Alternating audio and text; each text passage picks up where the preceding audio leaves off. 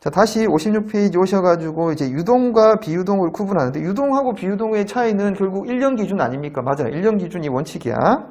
그런데 그게 아닌 경우들이 있기 때문에 그걸 좀 잘 보셔야 되겠죠? 56페이지의 유동자산. 자, 동그라미 1번. 제일 하단의 표. 기업이 정상영업 주기 내에 실현될 것으로 예상되거나 정상영업 주기 내에 판매하거나 소비될 의도가 있다. 정상영업 주기가 뭐지? 1년이 아닌가? 정상영업 주기는 우리가 이제 뭐 제조기업이라고 가정을 하면 먼저 이제 원재료를 매입을 할 거 아니에요. 원재료 매입을 하고 그걸 가지고 이제 제조하겠죠? 그 다음에 생산을 완료하고 그 다음에 어떻게 판매를 하죠? 그 다음에 뭘 해야 돼? 대금을 해소해야 될 거 아니야. 네, 이렇게 1년의 과정을 뭐라고 하냐. 요거를 이제 정상 영업 주기라고 하냐. 여기까지 이렇게. 요 기간. 그래서 이제 기업에 따라서는 요 기간이 예를 들면 뭐 1년 6개월인 경우도 있을 것이고 어떤 경우에는 뭐 8개월인 경우도 있을 것이고 그 기업마다 다 다르겠죠. 그렇죠? 정상 영업 주기가. 그래서 우리 기업이 예를 들면 1년 6개월이 정상영업 주기야. 그러면 1년 기준을 쓰지 않고 이 정상영업 주기 기준에 따라서 1년 6개월을 가지고 유동, 비유동을 따질 수도 있다는 이야기죠. 네. 자, 그 다음에 56페이지 동그라미 2번은 단기매매. 이거 1년 아닙니까? 단기매매. 1년 이내. 그럼 3번은 보고기간 후 12개월 이내. 1년 이내요. 자, 4번 현금이나 현금성 자산으로서 교환이나 부채의 상환 목적으로 사용에 대한 제한기간이 보고기간 후 12개월 이상이 아니다. 12개월 이상이 아니라니까 1년 이내라는 거지 뭐. 단년 이내. 그 다음 오른쪽 유동부채 1번 정상영업 주기 내 결제될 것으로 예상되고 있다. 그 다음에 2번, 3번, 4번은 다 1년 이내입니다. 단기 뭐 이렇게 되어 있잖아요. 2번, 3번, 4번. 자, 그래서 그 밑에 나와 있는 것 좀 자산과 부채는 1년 기준으로 하여 유동자산 또는 비유동자산, 유동부채 또는 비유동부채로 구분하는 것을 원칙으로 한다. 다만 재고자산, 매출채권 및 매입채무 등 운전자본에 대해서 1년을 초과하더라도 정상적인 영업주기 내 실현 혹은 결제되리라 예상되는 부분에 대해서는 유동항목으로 분류한다. 어떤 것들? 재고자산,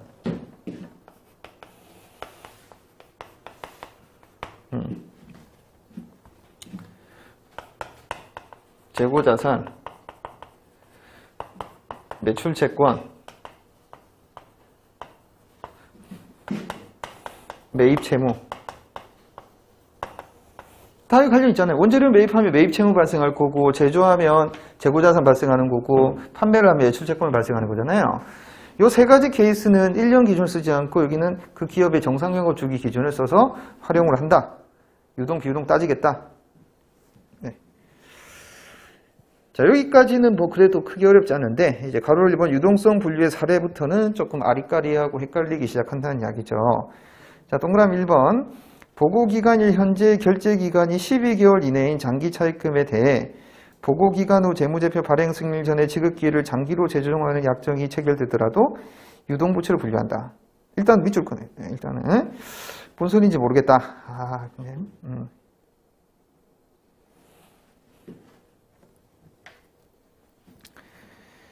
보고기간 현재 결제 12개월 이내 장기차입금에 대해 보고기간 후라고 하는 거는 기본적으로 이제 12월 30일 기준으로 이렇게 12월 30일 보고기간일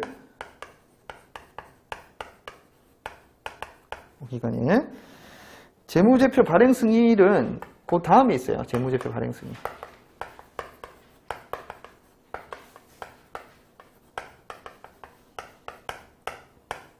네. 요 기간. 그래서 원래는 거기 있는 장기차입금은 작년에 장기차입금은 뭐가 되는 거? 비유동부채죠. 장기차입금 있었는데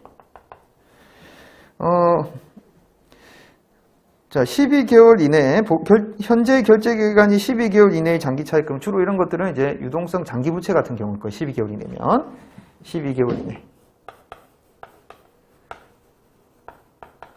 그럼 얘는 이제 유동부채가 되는 게 맞아요.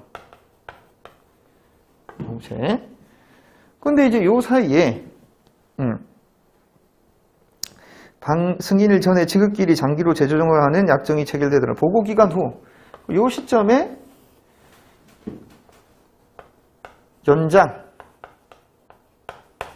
연장이 된다고 하더라도 지금 12월 30일 현재 기준으로 이 시점 기준으로는 연장이 된 게 있어 없어? 없잖아. 그치? 그럼 당연히 이때는 그냥 유동부채 그대로 가는 거야. 유동부채가 그냥 연장을 하더라도 이 시점 12월 30일 이후에 발생하는 연장의 약정이니까. 그럼 동그라미 2번 보고기간 후 12개월 이내 만기가 도래한다 하더라도 기업이 기존의 대출 제약 조건에 따라 보고기간 후 적어도 12개월 이상 부채를 차환하거나 연장할 것을 기대하고 있고, 여기 중요한 거는 재량권이 있다며, 이런 거 재량권. 여러분들이 이제 그 부채가 있는데 부채를 내가 연장할 수 있는 재량권이 있다고 한다면 기본적으로 연장을 하려고 할 가능성이 큽니다. 권리가 있는 거잖아요. 채무자가 권리가 있는 거예요. 그러면 기본적으로 더 연장을 해가지고, 아니 솔직히 돈이 있어도 빨리 갖고 싶진 않잖아. 나만 그런가? 예. 돈이 있어도 왠지 더 이따가 갚으라고 하면 좀 더 있어 보고 싶어. 가지고 있어요. 예.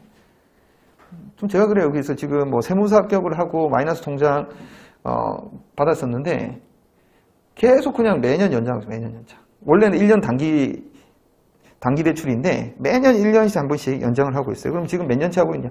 지금 13년째 쓰고 있다고 통장을. 마이너스 통장을. 그럼 이 정도면 이거는 이제 유동부채가 아니라 비유동부채죠. 왜? 내가 계속 연장하고자 하면 은행에서 계속 받아줍니다.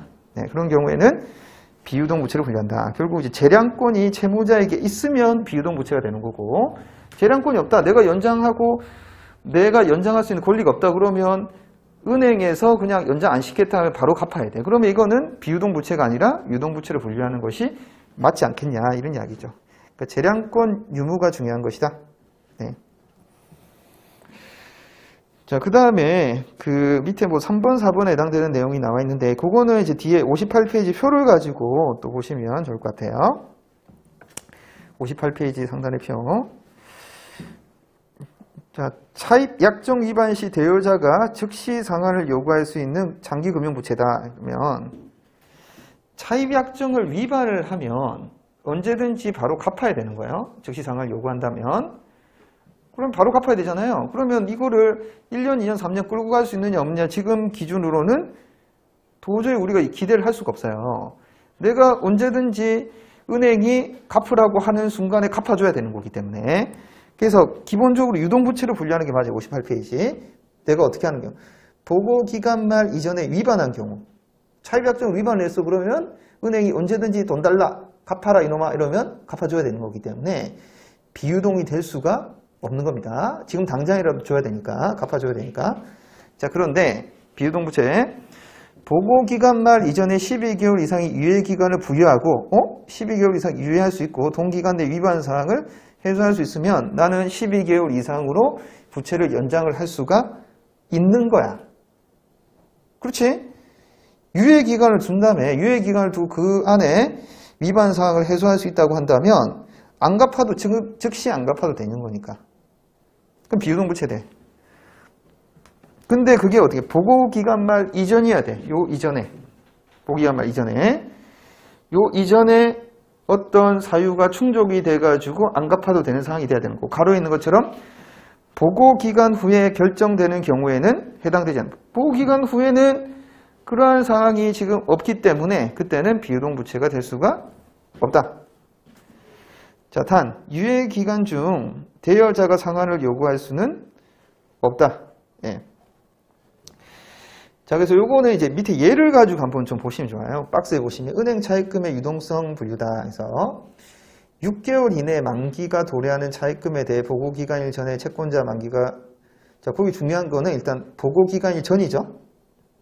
보고기간일 전. 채권자와 만기가 3년의 새로운 계약을 체결하여 새로운 계약이 기존 대출을 차환할 수 있는 권리와 의도가 있다. 권리도 있네? 기존 대출을 차환할 수 있는 권리가 있네? 자, 그럼 어떻게 되느냐? 지금 보세요. 보고기간일 전에 3년 더 할 수도 있잖아요. 3년 더.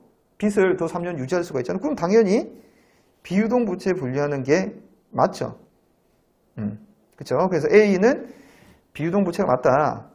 근데 B, 만약 새로운 차입계약이 다른 은행을 통해서 이루어진다면 기업이 보고기간에 대출을 차환할 능력이 있지만 사실상 이는 기존 차입금을 상환하고 신규 차입금을 발생시키는 것이므로 유동부채를 분류한다. 왜냐하면 은행이 달라지는 거잖아요. 다른 은행을 통해서 이루어진다는 거는 국민은행에서의 차입금 6개월 남은 거고 새로 이제 기업은행에서의 차입금 3년짜리를 만들어야 되는 거기 때문에 이건 별개라고요.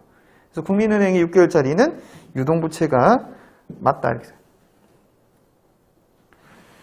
자, 그 정도로 좀 봐주시면 되겠고, 나머지는 뭐 4번 큰 의미가 없는 것이고, 5번의 재무상태표의 양식, 아까 말씀드렸습니다. 이 두 개년도 비교하고 이렇게 비유동 자산을 먼저 써도 무방하다. 이 말씀을 좀 드렸습니다.